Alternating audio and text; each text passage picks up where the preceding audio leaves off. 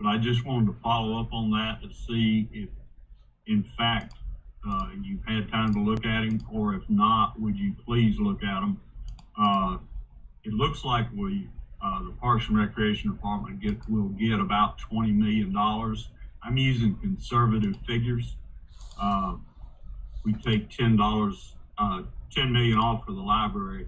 So I use the figure of $10 million to put on Parks and Recreation for the 2023 splosh or 2022 splosh. So I've listed my recommendations, what I felt like needed to be addressed. I don't need to go over every item unless somebody wants me to go down the list, but the majority of these items are items that needed to be replaced, refurbished. There's one or two new items on there, but the majority of doing the aquatic center, big priority. The upper fields at Winston, serious problem that needs to be rectified there. Replacing old parks and old equipment. So if anybody has any comment or wants to ask me any questions about it, I'll be glad to go further into it, or we can move on. Mr. Carthen, did you get a chance to eyeball that list? I did, and I do have a couple of questions. Okay. So, Director Dukes, the amount that you stated for the parks, or the library, where did you get the number from? The 10 million out of the 20 million, or how did you come to that conclusion? I'll say it that way. I met with David Good and Terry Gable, and that's where I came up with the figures that we would get somewhere between 20 and 23 million. Mm-hmm. And I was told that 10 million was set aside for libraries. Whether it was one library or two, I didn't have any information as to exactly what the 10 million was for. Okay. That's where I got the 10 million left for parks. Got you. So the initial price of the library is one library, and then renovations to, I think it's two of the libraries. So the cost is 12.5. So it knocks Parks and Rec down to what, 7.5 or 8 million. Okay. So I didn't know if I was pretty sure you didn't have any information other than you probably just split it down the middle to make it fair. I did. That's what I thought. And so that's fine. I know the biggest item was Winston Ball Fields, and of course the Aquatic Center at Boundary Waters. You had been saying that for quite some time now. So yeah, and so that would be my only recommendation. I just don't want anybody to be shocked. Plus, I don't want to have to come back to the Board of Commissioners and say, hey, we didn't. Yeah, most of these we didn't estimate it right. Yeah, Commissioner Carthen, it is estimated, and we can go back and we can start with a new number, or however you want me to do it, or however you'd like me to do it. These are estimates, and once we go out to bid, this figure could be this total figure. I ended up on the conservative side with 9,950,000. That could be less. So, and probably would be, because I tried to, give a good, healthy cost to everything. Right. So we could do it either way. It is an estimate, though. Okay. Is there anything that's in the list that is also in the capital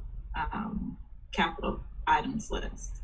So I know that David Corbin was getting together a list, and DCA Perry, you may be able to speak to this.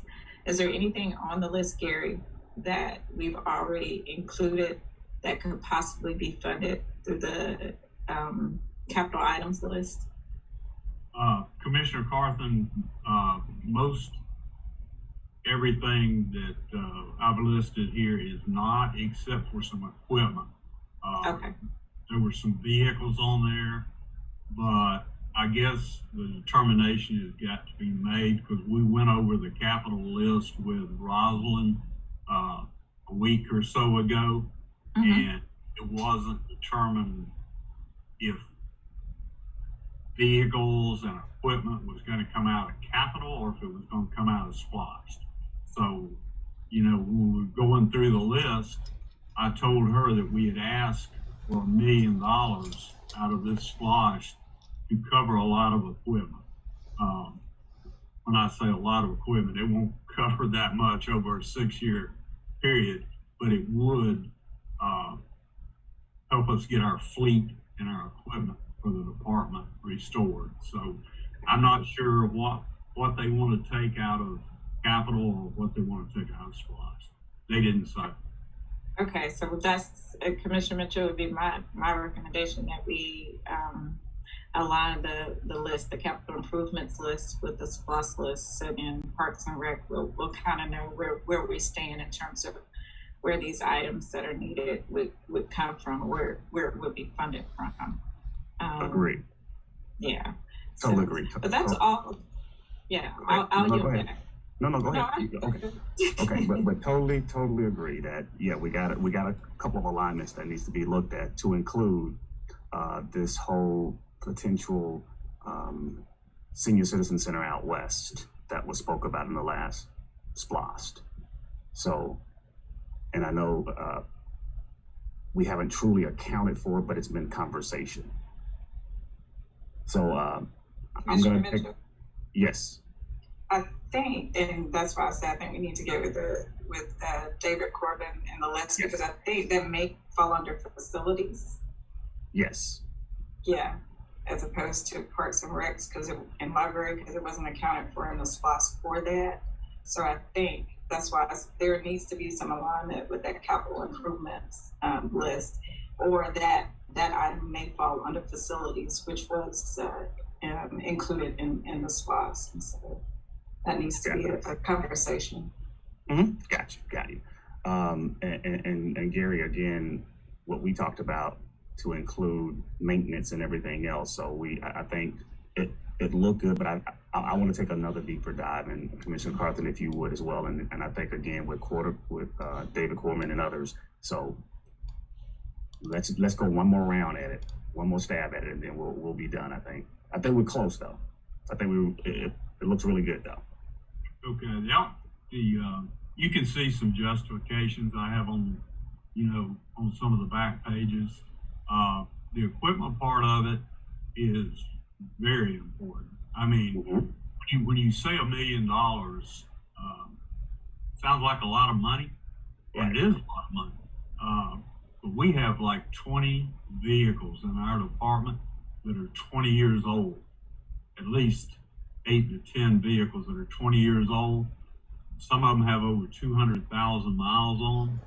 So if you take 10 vehicles at an average of, $40,000 a piece, you're already at 400,000, almost half of the million. So just giving you a little perspective on where we are as far as needs and what needs to be replaced in the department. I think we all are taking definitely a look at overall, because we know we only have I know 20 plus million sounds like a lot, but it gets done quickly with the projects that's being considered. So, okay, good enough. Mr. Mitchell? Yes, ma'am. This is for DCA Perry. DCA Perry, can you look at how, and you may have to get with Director Amons to look at how we can do purchasing power, because I know under the SPLOST, the sheriff is looking at vehicles, the court is looking at, everybody's looking at vehicles, but we need to align it. How can we get, the best vehicle replacement? So, everybody needs vehicles, trucks, sounds like.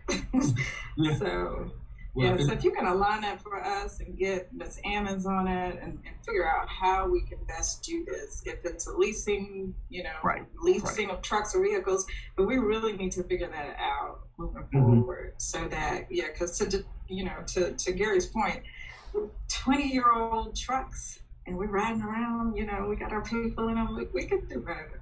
So, and Madam Carthen, to your point, and I appreciate that, we have been looking at that. Director Ammons has been trying to leverage, our purchasing power with state contracts and agreements that are currently in place.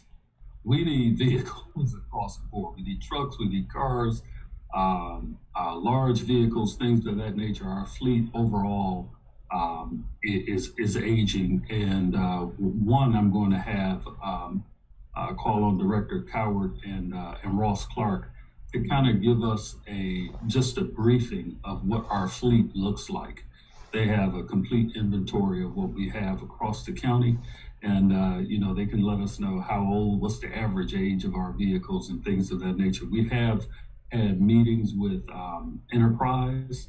Enterprise has a program, a leasing program, and we're trying to determine whether or not that's beneficial for us. So we are down that path, and we can give you all an update, Commissioner Carthen, Vice Chair Carthen, and let you know what we've come up with. So to your point, we will have a report for you. thank you. I yield the floor, Commissioner Mitchell. All right, cool. And Fred, Uh-huh. down that path, make sure you don't miss out on the potential or possibility of electric vehicles and all that good stuff. So, Mhm. yeah, so let's just kind of put everything on the table with the Mhm. hopes of getting the best pricing point to improve on our fleet. Okay. Good. Okay. Anybody else got anything to add to this conversation? Commissioner Mitchell, mainly the reason I revisited this, I know I've heard the discussion several times about being ready or having our list ready. So basically, I was just going back to make sure you and Commissioner Carthen and Frederick had my recommendations. So Mhm. if they start looking for our projects, make sure we had them out there. And we were ready. That's the purpose of it. No, great job. No, what you got is great. We just adding to it and trying Right. to tweak it. You're fine. Okay. All right. Go right ahead, sir. All right, next item is I wanted to give you, speaking of projects, I wanted to give you an update on the Aquatic Center. As you know, about a month ago, we had a severe cold snap. And we have a lot of mechanical systems that run the pool. We have a system that runs the atmosphere in the pool area itself and the deck. We have another system that runs the locker rooms and controls the atmosphere in there. We have another one, you get my point. We have another one for the lobby and the offices and so forth. Well, two of those systems started breaking down. The Aquatic Center is now 18 years old. The life of an aquatic center is 12 to 15 before a renovation is needed and starts to take place. So we are 3 to 5 years over the renovation phase of keeping our aquatic center operational and up to date. So with that said, two of these systems, one failed completely. The one for the locker rooms, that's called an Addison unit.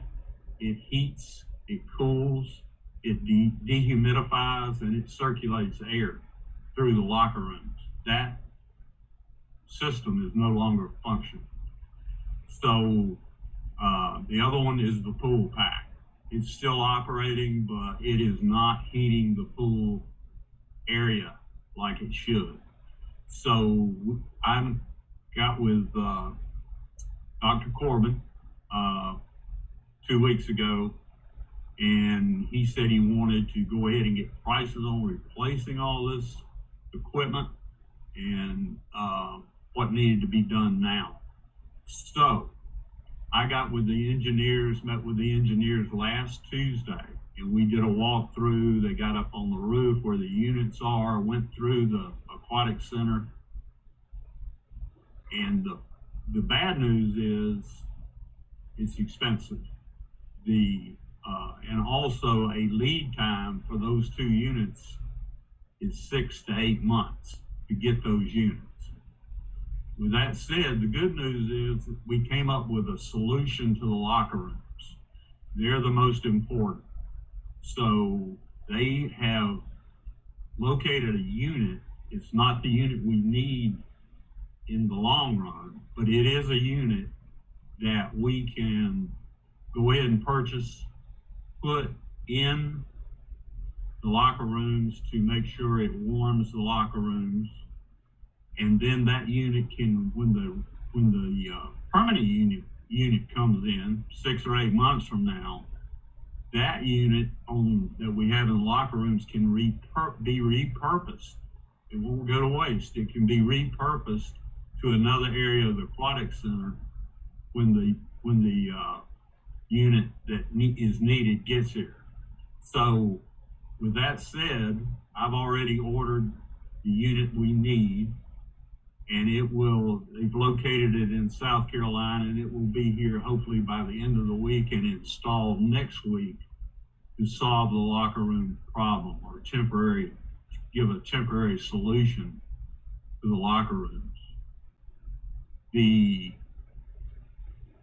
pool pack, I have gotten a price on the pool pack and having forwarded that information to Tiffany, and she is getting with Dr. Corbin to see how they want to approach the purchase or the ordering of that system. So just wanted to give you an update where we were. Hopefully we'll have a warmer locker room in a couple of weeks.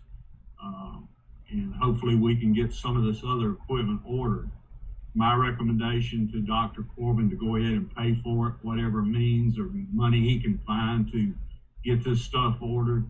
And then if we have any leftover splosh money out of this splosh, we can use it to go toward reimbursing the general fund or whatever fund he uses, and certainly some of the money coming in from the new splosh. So that's where we are, and that's been a hectic couple of weeks trying to get it all sorted out, but it looks like we've gotten to a point where we've got a plan. So out of your budget, I'm assuming, what's the numbers are looking like? What kind of dollars and cents are we speaking of? I think this temporary unit that I went ahead and took out of my maintenance budget was $22,000. It was not a huge amount. When the Addison is going to be somewhere around $100,000 when that unit comes in. The pool pack is going to be approximately $625,000 when that is purchased. So those are the kind of numbers we're looking at to get these systems replaced. And I just wanted this committee to hear the numbers so we can kind of understand what we're dealing with. So I know you and I have had many conversations about all of this. So, but any comments or anybody got anything to add to this conversation about this stuff?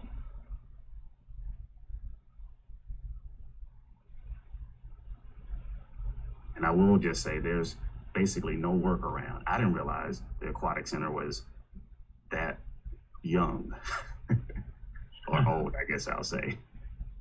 Yeah, 18 years. I think it was opened up in 2005. But I guess my only other question would be though, how are we planning for that? That future of the aquatic center. What does it look like? What do we envision to tear it down and rebuild, or renovate and plug in new bones, or what? Kind of with that. This will go a long way, Commissioner Mitchell, as far as the mechanical aspect of it. But it is only it's only a portion. That's why I've asked for $1.6 million in this new splosh.